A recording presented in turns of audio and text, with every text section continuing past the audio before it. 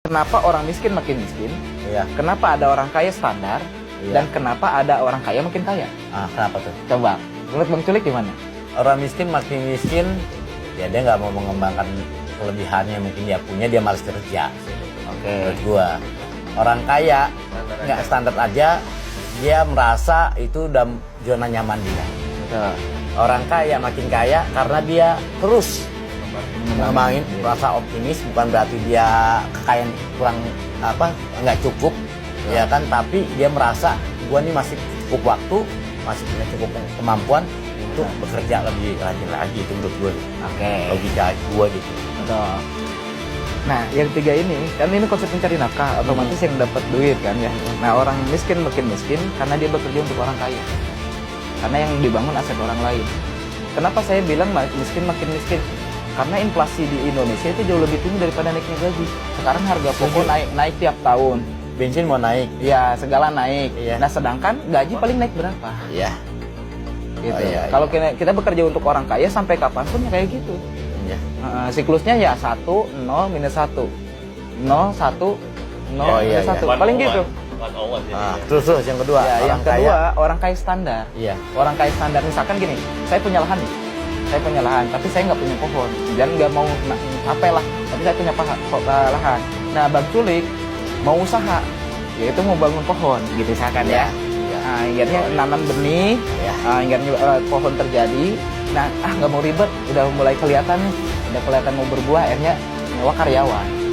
Nah, ketika misalkan udah ngomset nih, udah hasil, ya ketika hasil, yang paling karyawan berapa sih hasil dari omset itu? Iya. Paling dikit.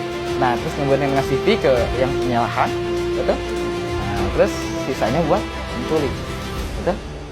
Nah, orang kaya standar karena dia bangunnya pohon sendiri. Tapi kalau misalkan orang kaya makin kaya, dia bangun sistem hutan. Gak apa-apa ngambil dikit-dikit, tapi banyak. Sekarang gini aja, tahu kan Grab ya? Iya. Nah, sekarang yang punya motor siapa? Drivernya. Yang nganterin makanan siapa?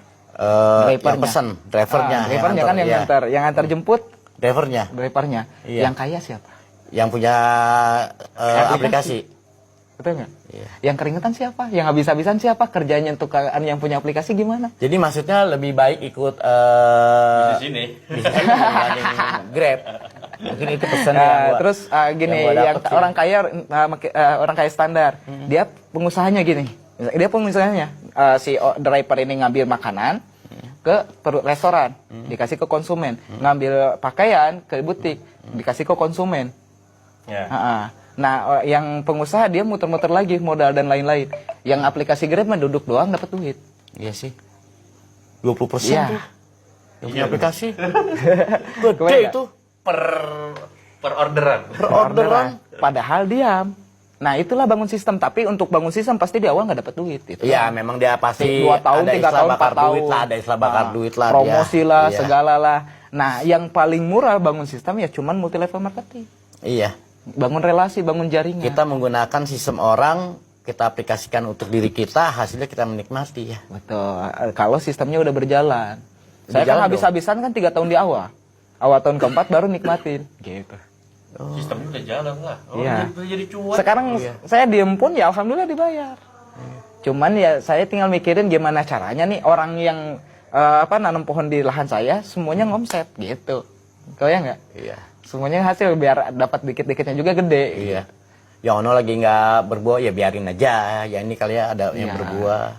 Kita mikirnya itu gimana caranya mitra-mitra dapat reward, dapat mobil, dapat penghasilan gede. Ya makin mitra dapat penghasilan gede, dapat reward dari bisnis ini ya saya makin gede. Keren. Ya.